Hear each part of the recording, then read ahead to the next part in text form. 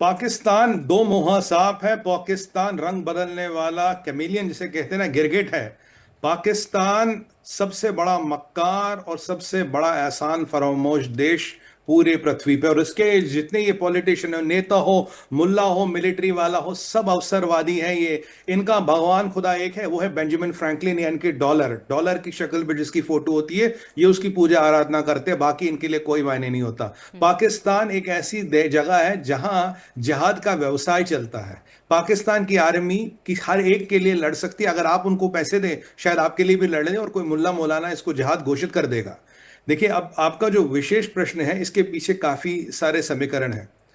Field marshal Asim Munir ने अपनी खुद की प्रमोशन कर डाली जी, मोनिका जी, बन गया फील्ड मार्शल। अब हम्म। ये, वैसे पाकिस्तान ने पांच पांच जंगें हार चुके हैं। ये जो तमगे लगाए हैं ये सारे चाइना से आए हैं। चाइना से कंटेनर आया था, हर एक ने उठा के दो दो पांच पांच लगाई है। आप इसमें भ्रांति मत में रहिए ना, उन्हें कोई बहुत बड़े लड़ाई में जौहर दिखा इसलिए इनको तमगे मिले हैं। ये बस चाइना का माल है जो उनकी यूनिफॉर्म पे चमकता है। अब यहां क्या हुआ, जब इनकी पिटाई ठुकाई हुई तो इसने कहा यार मेरा तो पत्ता काट देंगे। देखिए, हम्म। पाकिस्तान में या तो मिलिट्री वाले का गला काट दिया जाता है या पॉलिटिशियन का गला काट दिया जाता है। डायरेक्ट होके मैं बात करूंगा, सॉरी। अब अपनी कुर्सी को बचाने के लिए इसने अपना प्रमोशन करवा दिया कि फील्ड मार्शल बनते ही आप इस पे सैनिक कोर्ट से कोई कार्रवाई नहीं करा सकते, आप सिविल कोर्ट्स पे इस पे कार्रवाई नहीं करा सकते, ये रिटायर नहीं होगा। तो हम्म। मतलब ये जब तक चाहे कुर्सी के साथ चिपका रहेगा, आप कुर्सी से इसे लात नहीं मार सकते। अब उसके बाद क्या हुआ, इसने अपने दोस्त को बनाया आईएसआई का हेड। नदीम अंजुम को एक्सटेंशन नहीं दिया, जो हम्म। पुराना आईएसआई हेड था। अभी ये जो है जनरल आसिफ मलिक, ये इसका दोस्त है। फील्ड मार्शल का इसको आईएसआई का हेड बनाया। इसी के साथ इसको जब यूसुफ हटते हैं एज एनएसए ऑफ पाकिस्तान, इसको पाकिस्तान का एनएसए बनाया। तो मतलब आर्मी चीफ में आईएसआई का चीफ मेरा दोस्त, एनएसए मेरा मित्र।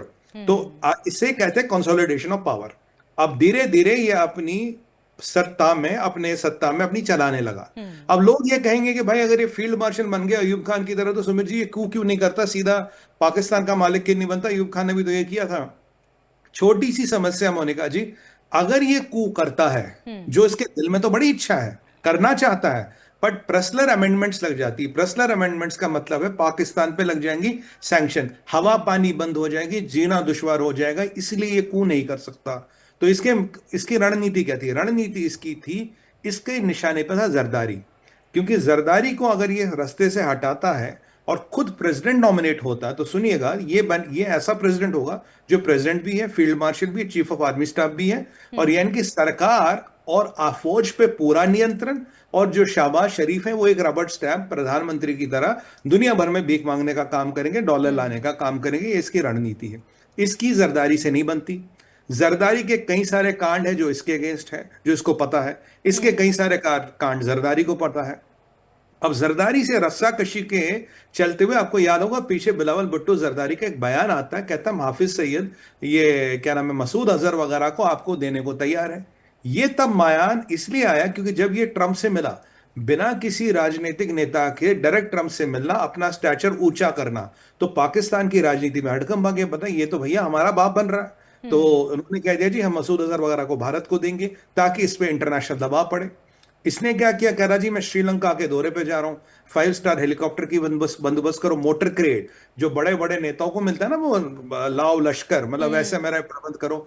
जिस होटल में रहूंगा पूरा होटल बुक कर दो, कोई जर्नलिस्ट वहां नहीं आएगा। मतलब अपने आप को एक प्रेसिडेंट से ऊपर का सुपर प्रेसिडेंट इंपोज किया इसने, और कह रहा मैं वहां डिप्लोमेटिक दौरे पे जा रहा हूं, मिलिट्री के दौरे पे नहीं जा रहा, डिप्लोमेटिक दौरे पे जा रहा हूं। 4 दिन जाऊंगा, साइट हम्म। सीइंग करूंगा, लोगों से कल्चरली मिलूंगा। तो धीरे धीरे आसपास की कंट्रियों में अपने आप को एक सुपर प्रेसिडेंट की पोजिशनिंग हो रही थी। इतने में क्या हुआ, इतने में शाहबाज और ये जो जरदारी, ये पुराने चावल है, आप जानते हो, दोनों ही बहुत बड़े करप्शन स्कैमों में फंसे पड़े और बहुत हम्म। पुराने खिलाड़ी हैं। और शाहबाज के पीछे उसका भाई है नवाज। नवाज, आप जानते हैं कि नवाज का 36 का आंकड़ा रहता था मुशर्रफ के साथ, उसे पाकिस्तान छोड़ा, सऊदियों ने पैसे दिए, फिर नवाज वापस आया। हम्म। तो नवाज ने कहा भाई तुम ऐसा करो, ये जो जिस पे ये टिकते हैं, जिस पे ये घूमते हैं, वो इस्लामिक बम है, उसमें थोड़ी आप हवा निकाल दो।